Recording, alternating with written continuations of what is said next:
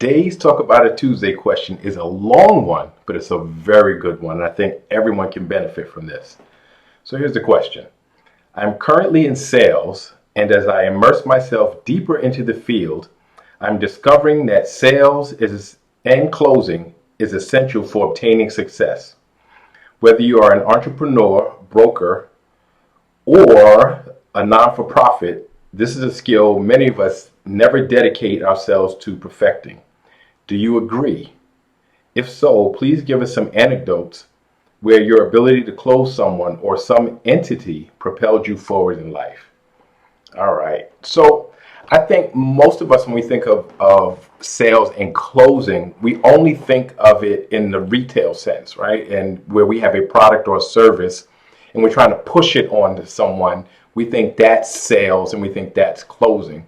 When in reality, everything you do, when you're talking about making money, when you're talking about creating relationships, everything is about sales and closing. So we can go all the way back to when I was in the working world. And by the way, I haven't had a job since 2004. That's when I left the working world. But when I was in the working world, and I started working when I was 13, by the way, I had never gone to an interview where I wasn't ultimately offered the job. And I turned down plenty of jobs, but I always went into an interview with the understanding that the person trying to hire me had the problem. Most of you go into it thinking you have the problem. I don't have a job, or I need a better job. And you go into it with the problem and you try to let them sell you on whatever it is. And I think that's backwards. So the first thing you have to understand when you're talking about sales is, what is the problem?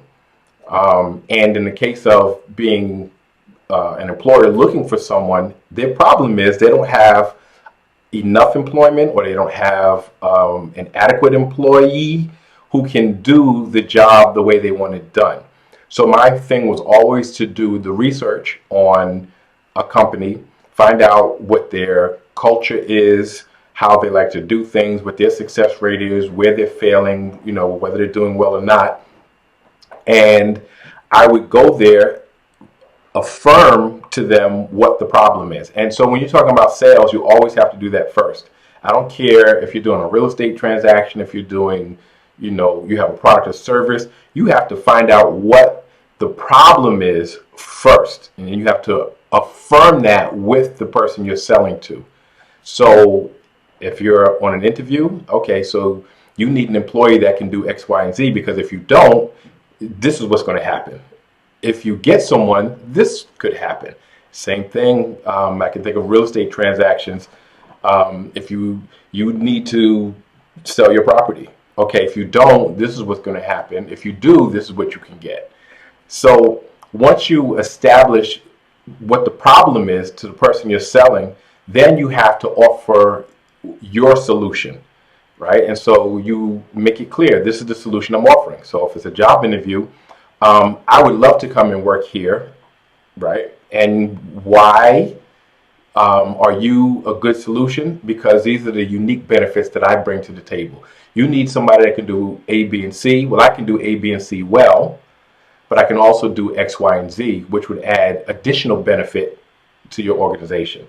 Or again, when you're talking about selling something, you need, you need a drill that can make holes. Well, this one not only can make holes, but it can make perfectly symmetrical holes, and it can make them faster and easier than any other drill if you're selling drills, right? So you have to, again, affirm to them what the problem is, not just sell them whatever you have, not just sell yourself if you're a bad fit. Offer your unique solution and why your unique solution has value, how you plan to pull it off, and why you're capable. So what credibility do you have? And then you need to reestablish again the value after you've gone through that, and say, well, this is what it's worth in monetary value. And then you close the deal quickly. So how has that changed my life? Again, let's forget the working world. Let's get into the world of making money. So I think I've told the story plenty of times. I had hostels in New York. I had actually the #1 hostel, Crown Brownstone, for some years back. And when I was trying to expand, I needed to buy another building. And to go to a bank, banks were, they'd make you put 35% down.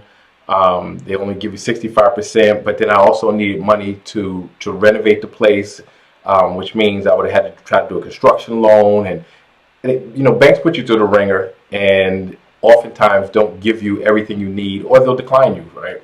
So situation was, I had an attorney at the time who also had another client who was into real estate, but he had a lot of money and he had a problem. Money that's sitting in cash is bad. He needed to invest his money so that his money could continue to grow. He wanted a solid investment in something that he understood. I had a situation. I wanted to expand. I wanted to get the money quickly in cash that would cover the acquisition costs and the renovation costs. So he called me up. He said, hey, because he knew my situation.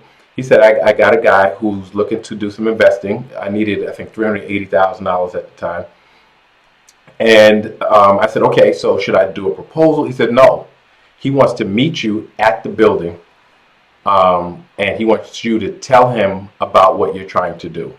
So I said, wow, okay. So I met him at the building. We went into the building, walked up and down so he could see the condition of the building. He could see the current value of the building. And then I explained my vision for what I wanted to do, how I wanted to do it, right? So he can get an idea of how this thing could make money. And then I told him what my plans were, and he wanted to know how I would pull it off. He wanted to know what things could possibly go wrong. And so you need to be honest about that. Well, these are the things that could possibly go wrong. And if they go wrong, what is your strategy for handling that? How would you handle that? Well, I've thought about these things that could go wrong. And if this goes wrong, I'll do this, and have contingency plans. And then he wanted to know about past things that I had done. So that's like sharing your resume. Well, these are the projects I've done in the past. And let's go and visit them. So I took him to other sites that I had, told him how I took them from nothing to where they were, so he could see where things could possibly be. He could see how things could run.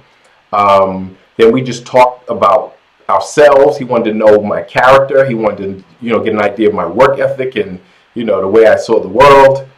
And then he shook my hand. And the next day I had a check for $380,000. So that really launched the idea in my mind that, wow, you can do this. This can happen. Most of the time we're scared to sell. We're scared to close deals. We're scared to do these things because we think money's not out there. Money's out there. And just fast forward now, talking about almost 20 years later, I recently did a rehab job on a brownstone that I had. I went to gut rehab it. And again, going to the bank is a real hassle. So I wanted to do what you call a bridge loan. I needed money to renovate it so that I could then put tenants in it. Then I can go to a bank and get a traditional loan for 30 years based on the rent roll.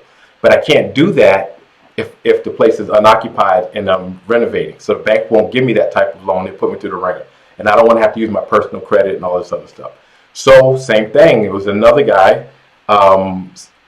Somebody else who had done business with him told him, hey, I got this guy who's working on this brownstone.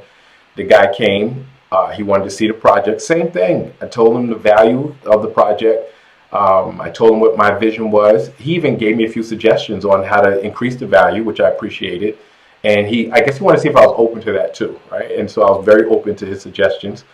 Again, we talked about the shifting economy and what could possibly go wrong and how I would handle that. And we talked about past projects, things that worked out well and things that didn't work out well, and how I handled the things that didn't work out well and what I learned from the things that didn't work out well. And within a few days, I got the money that I needed to renovate, the brownstone. And he was so happy because things worked out. Of course, I refinanced and gave him back his money. And, he keeps calling me, asking me, when I'm doing the next project. So, I think that idea of being able to sell your vision and to be able to close the deal when you sell your, because it's one thing to tell people about it, but to close that where people back it up with their finances or their support and resources, I think that's a whole nother ballgame, and that's what will always propel you in life. But you can't be afraid to ask. And it doesn't mean because somebody says no that's the end of the world, right? You might get 5 no's in a row, and then one person say yes because it's a better fit for them because they see the value for them. You're solving their problem, and you always have to look at it that way. You're selling them a solution. They need an investment. They want a solid investment. They want a safe investment. They want to see that there's a lot of extra money in there that, in case things go wrong, it's not super tight where they would lose it. They want to believe in your ability to pull it off, because it could be a great deal, but they don't have confidence in you because maybe you're not demonstrating that you can pull it off. And it's not necessarily about your experience in that realm, but it's your experience in other ways that relate, and your work ethic and your integrity and those type of things. So you're selling that part of you. You're selling your character along with the product or service or the deal that you're selling. And basically everything I've done as an entrepreneur and investor in terms of real estate and business has involved selling on a lot of levels, right? So of course it's the selling of the product or service to the end use buyer, but it's the beginning. It's selling the vision to somebody who will financially back it, so that I can get to the point where I can then sell to an end use buyer to get that money back. So you cannot escape it. I don't care if you want to if you want to stay in the working world, that's fine. But if you want a promotion, you gotta sell. You gotta sell why you're a good fit for the problem that they have. If you want to get another job, you gotta sell why you're a good fit, and what benefits you're going to bring to them, and what the consequences could be if they don't bring you in. Like, okay, you could bring in somebody bad, and this is what could happen. You could lose sales, or you could, your business can go under or whatever. So always remind them of the problem that they're trying to solve, so you're both on the same page. Always remind them of the solution that you're offering that's uniquely valuable. Always remind them that you're quite capable of pulling it off based on the things you've done in the past, right? That gives them the reassurance, and then reaffirm the value in a dollars and cents way. So not only am I bringing you value, but this is what I'm bringing, and this is what it's worth for you to bring me in, because if you don't bring me in, you'll lose that amount, or if you don't bring me in, you'll gain this. Or if you do bring me in, you'll gain this much more. So it's worth paying me this amount. So yeah, great question. You can't escape it. Sales, closing, and it's one thing to sell, but it's the other thing to close, right? Don't let them walk away without, confirming that you have a deal. So get it on paper as fast as you can. Make sure you get that handshake as fast as you can. Whatever paperwork needs to be drawn up, make sure it's done as fast as possible, because you don't want them to go away. You want them while they're on that high of, wow, this is a great solution this person's offering. Let me do it right now. So love the question. Great question. Please, you can add your stories about how you use sales and closing. I'd love to hear them. Please comment, like, share, subscribe. Keep the questions coming, and I'll see you next Tuesday.